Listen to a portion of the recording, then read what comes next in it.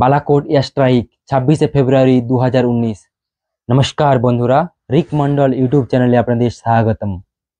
14ই ফেব্রুয়ারি 2019 জম্মু কাশ্মীরের পুলওয়ামাতে পাকিস্তানের আতঙ্কবাদী সংগঠন জৈশের আত্মঘাতী হামলায় 40 জন সিআরপিএফ এর জওয়ানের মৃত্যুর পর মানবতার শত্রু এই আতঙ্কবাদীদের ধ্বংস করার জন্য 26শে ফেব্রুয়ারি ভারতীয় বায়ুসেনার 12টি মিরাজ 2000 যুদ্ধবিমান পাকিস্তানের বালাকোটে রাত 3টা 30 মিনিটে আতঙ্কবাদী ক্যাম্পের উপর বোমা বর্ষণ করে এবং এই বোমা বর্ষণের ফলে 300-রও বেশি আতঙ্কবাদীকে মেরে ধ্বংস করা হয়।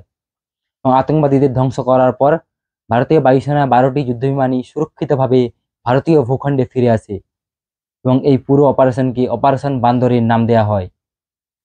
ভারতীয় বায়ুসেনার এই এয়ার স্ট্রাইকের প্রত্যুত্তরে পাকিস্তান বায়ুসেনা 27শে ফেব্রুয়ারি সকালে ভারতীয় সেনার রাজৌরি সেক্টরের ব্রিগেডিয়ার হেডকোয়ার্টারের উপর হামলা করার চেষ্টা করে, কিন্তু ভারতীয় বায়ুসেনার প্রতিরোধে পাকিস্তান বায়ুসেনা পিছিয়ে হটতে বাধ্য হয়।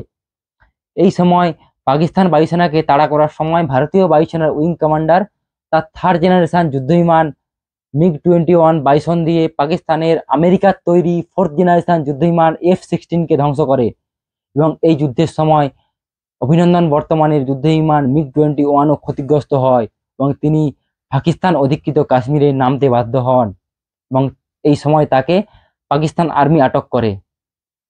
কিন্তু আটক করার 60 ঘন্টার মধ্যে ভারতের কূটনৈতিক চাপ এবং ভারত পাকিস্তানকে সরাসরি যুদ্ধের হুমকি দেয়, তাই পাকিস্তান তাকে ছেড়ে দিতে বাধ্য হয় এবং উইং কমান্ডার অভিনন্দন বর্তমানকে তার দুঃসাহসিক অভিযানের জন্য ভারত সরকার তাকে বীর চক্র দিয়ে সম্মানিত করে।